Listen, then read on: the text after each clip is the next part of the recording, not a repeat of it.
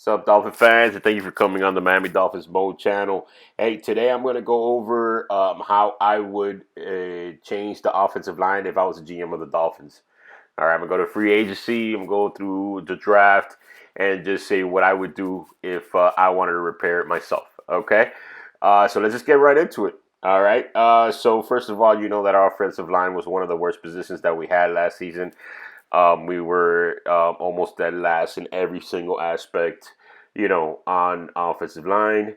We also, there was a lot of injuries. There was a lot of in and outs. We had the most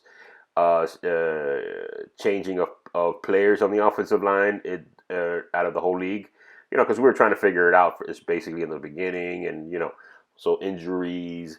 And but it just wasn't working throughout the season as well. So, Brian Flores tried to make as many changes in there to see if he would improve somehow, some way, with what he had, or, you know, with what he had at the table. Okay, so it's definitely a point of interest to improve the offensive line, man. I mean, it was just horrible last year, and Ryan Fitzpatrick played a great, had a pretty good season, considering what he had around him. When you put that into consideration, he had a better season than what it seemed, right? So let's just get right into it. And let's start with the free agency, right? You got a few good offensive linemen that are out there. My main one that I want to go into would be the guard of the Patriots. All right, Joe Thuney. Right, Joe Thuney. He's been on the league for 4 years. He has not missed one game his whole career. That's Iron Man stuff, right? I mean, just hasn't missed a game, right? He can play any position. I mean, his primary position is guard, right? But he can play center, he can play tackle, whatever you need. That's something that's very valuable, and he plays all the positions well. You know what I mean? It's not that he just could play it and he doesn't play it that good. No, plays all the positions well, but guard is his main thing. Um, he has I think he only allowed one sack last season, right? And PFF, they did a grading system on offensive linemen who can block their opposing linemen, right? Who could hold the block, on pass block for 2.5 seconds or more. Joe Thuney had a 97% on that exam, you could say, right? On that study. 97%. There was only one guard that was better than him. I forget his name, but there's only one guard that was better than him last season, right? So I mean, that's great, especially with the pressure that we saw last year coming up. Only allowing one sack, that would make Ryan Fitzpatrick or any quarterback that's going to be back there pretty happy, right? Also, another thing that comes to, he could also run block. He's not the best at it, but he's above average, right? But he's not like a big time motor, but he can move people, right? So he's above average, right there. But in the past, he's complete. He's a complete offensive lineman, you know. And also, just in case anybody gets injured, like I said before, he can play any position, so he doesn't have to necessarily always play guard. If somebody else goes down, you can spread them around, which is something that's very valuable to offensive line, right? You also got to factor in that he's a two-time World Super Bowl champion, right? People are going to listen. People were listening to Daniel Gilgore last year, and they'll listen to Joe Thuney, right? Hasn't missed a game, won 2 Super Bowls. I think he's been to like 3, right? So definitely that'll bring a tremendous amount of leadership coming into the offensive line, which they need because they're young, right? There's a lot of missing pieces and things of that nature. Now the thing is with Joe Thuney is that he's actually the best offensive lineman that's coming out on this free agency, and he's gonna ask for a massive contract, and he deserves it. You know what I mean? And so it's gonna be honest with you, it's probably gonna be anywhere between 12 to 13 million a year if you want to get Joe Thuney, right? Especially with the amount of people he's probably gonna get interest from. Now remember, Brian Flores, he used to coach for the Patriots, so they have some background there. Hopefully that will be some leeway for Brian Flores being able to get him over to the Dolphins, right? If I was GM, I'll tell him, hey man, send him a text or something, and talk to him, send him some food, I don't know, right? To get him on your side a little bit. But it is a 12 or 13 million, and I know some people might think, bro, that's a lot to spend on a guard, But let me tell you something, man. The Dolphins haven't had a good guard. Last good guard we had was Richie Incognito, right? And and you know, before that, it was a few years you know, before that we had a good guard too. We haven't had good guards in a while. You know, Kevin Donnelly. You know, this is in the '90s, early 2000s. You know what I mean? So it's and it's okay if you have a good amount of guards, if you know how to develop guards and you know how to do that, then it's not such a big deal. But if you do not know how to have make guards or produce guards on your team, which the Dolphins haven't done in years, more than 10 years, right? Then you know, spend some money on it. You know, and then you know it's 12 to 13 mil. But remember, you could also that's not going to be the whole hit on the cap because you could give them some bonuses, and bonuses don't go against the cap, right? You could give them a $4 to $5 million bonus up front, and then that 13 will turn into 8 or 9, right? So you know for the season, and if okay, so you know. And then maybe if you get him, you drop Daniel Gilgore. If you drop Daniel Gilgore, you save $4 million off of the cap. So boom, there you go. You just absorbed a little more. So instead of 8, 9, now it's what 4 or 5, right? Between those two moves, you know, extra that you're spending on Joe Thuney, and this is a guy that's proven one of the best at his position. Won 2 Super Bowls. Can play any position. You know, it's just there's a lot of positives here. You know, and that's I'm just making my case for spending that amount of money on a guard. All right, I believe that it would be great. Just the level play that he has and the leadership that he brings, you know, to the position. Okay, all right. So moving on, let's go. I'm gonna go with Jack Coughlin. All right, he's gonna be expensive too. You know, let's just get that out of the way. But Jack Conlon, sorry, he when he came out his rookie year, I mean, he was just he's a better run blocker than he is a pass blocker, right? He's very aggressive when he was coming out of college. A lot of what they mentioned was he's kind of like a motor, man. He can move the offensive line, get the push, you know, to get that running lane open, or to move the guy out of the way. He's very aggressive, kind of nasty, you know, with an attitude. That's what you want, right, in your offensive lineman. And you know, he got hurt in 2018 in the postseason against the Patriots, you know, and then so it took him about a year, you know, to really heal up, right? And this past year he did better though. Yeah, he allowed I think it was 4 sacks, right? But 3 of them were in one game, right? Okay, and then so one and another, and then all the other games, no sacks. All right. So I mean, it was like a bounce back season for him, you know, and it'll be a second year after second year away from the injury, so he'll be healthier than he's been since the injury, which is a good thing, you know. It's one of the concerns that you have there, and if he wouldn't have gotten hurt, you know, he probably would have been one of the top linemen above Thuney, right? And he would have commanded probably a bigger contract. I'm thinking that Conley will probably get about 10, 11 mil a year, right? And and you know, 10, 11 mil a year. That's not bad for a right tackle. Remember, you give him some bonuses. Say you give him 3 to 4 mil bonus, you know, every year. Then you know it'll count less against the cap, right? Okay, so I mean, he's good. He's been around for 4 years. You know, Tooney is 27, Conglin is 27. You know, so they're in their prime. You know what I mean? You sign them for 3 or 4 years, right? Maybe 5. I don't know. It depends. But 3 to 4 years, and you don't have to worry about that. Look, your offensive line just switched up. You know what I mean? You just got Tooney in the inside. You got Conklin on the outside. You just shirt up one side, or you shirt up one end and the interior. He's gonna help the other linemen that are in there get better, right? And then you know, he's gonna be 10, 11 mil, you know. So, but remember, you do give bonuses, so it could be a little less, right? When everything's said and done. Okay, and then you know now this is a good amount because you're right there between 11. So let's say 11 for Conklin, 13 for Tooney. You're looking at 24, right? But say you let Daniel Gilgore go, right?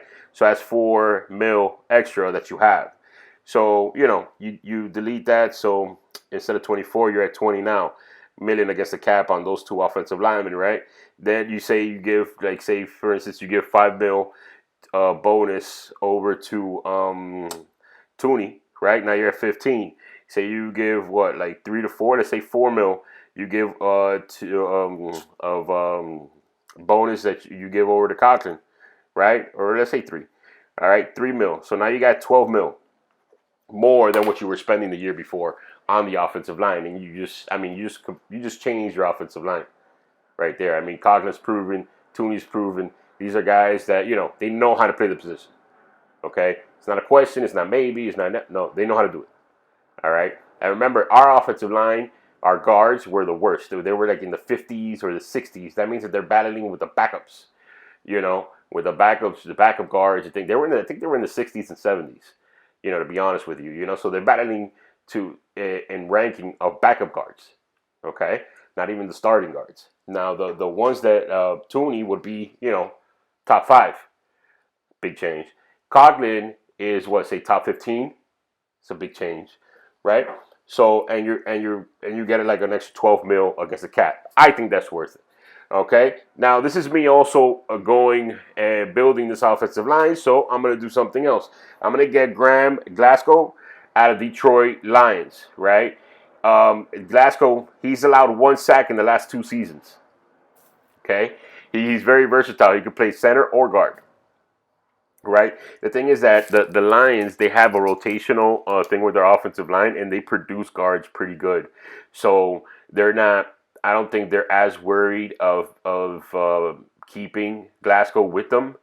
All right. So Glasgow could be something good. He's very durable. I think he's only missed 2 games in the last 4 years. So it's pretty damn good. It's better than our guards, right? And then I'm saying one of them could play center. Maybe I'm thinking Glasgow could play center. Thuney could play guard, right? And then Glasgow's going to probably demand $8 to $9 million, right? $8 to $9 million a season. Okay, so you give him 2 bonus, and then you're still at 7? That's $19 million, right? $19 million more than you will be spending on your offensive line. Okay. But you just got your tackle, you got your guard, and you got your center. All right? And then in the draft, you could pick up a tackle. You just changed your offensive line. I mean, you just flipped it. You know what I mean? And you're at about 19 mil, maybe a little more. I mean, I'm being a little conservative with the money, But you'll completely shift. It'll be an offensive line that'll be, say, in the top 15, top 14, 13. You'll probably want it to be more, but still, it won't be 32nd. The quarterback won't be getting hit every other play or every single play by 2 or 3 people, right? You saw Ryan Fitzpatrick's helmet last season. It was always by his nose, his chin strap, right? And these things, this is just me. This is just me being the GM. I would spend that amount of money and then just shore up that offensive line. And, man, let me tell you something, man. That offense will just be something different. Because you'll be able to run. You'll be able to pass. You'll be able to do the whole deal. You know what I mean? And this is just something, that I would do. There's a couple other guys. This is the center out of Denver, Connor McGovern. But I don't think they're going to let him leave out of Denver. Redskins, he's a free agent. Brandis, I don't know if I'm saying Sheriff. If he wouldn't have gotten hurt, he missed 15 games in the last 3 seasons, I think. He's missed 15 games. If he wouldn't have missed 15 games, he probably would have been right there with Joe Thuney. He's one of the best blocking guards in the league. And last year he got about $12.5 million salary. So he's up there with Thuney. They will probably price the same. But, if he wouldn't have gotten hurt, he probably would have been ahead of Thuney maybe. You never know. It's just that he was hurt, so that's the thing that's hurting him. And he's still in the top 5 of offensive linemen that are available. You know what I mean? Okay, so he's a good option too. You never know. I don't think he's going to go with the Redskins. And then you got the Colts. They got Anthony Costanzo. He's 31. He's been in the league since 2011. He's the best tackle right now on free agency. That's what people say, right? He's the best tackle in free agency. He's very consistent. He does the same thing over and over. You know what you're getting with him. But he's 31 years old. and there's rumors that he might retire. So it just depends, And the reason why I got Conklin over him is because Conklin's 27. He's still in his prime. And I'm building, for a few years of having a shored up offensive line. You know, and for the most part, Thuney hasn't missed a game. Graham Glasgow's missed like 2 games. And Conklin is the only one that's missed more, but it was just off of that postseason game that he got injured. That was the only real injury that he had. And since then, he's come back. He's done okay. And before that, he's always had good health issues. You know what I mean? Good health standings, if you want to say. So I mean that's how I would do it.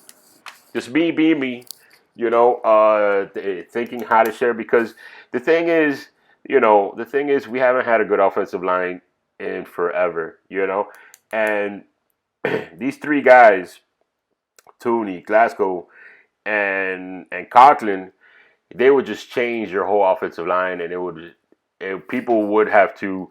The opposing team would have to plan for that. They would have to say, okay, this is a good offensive line.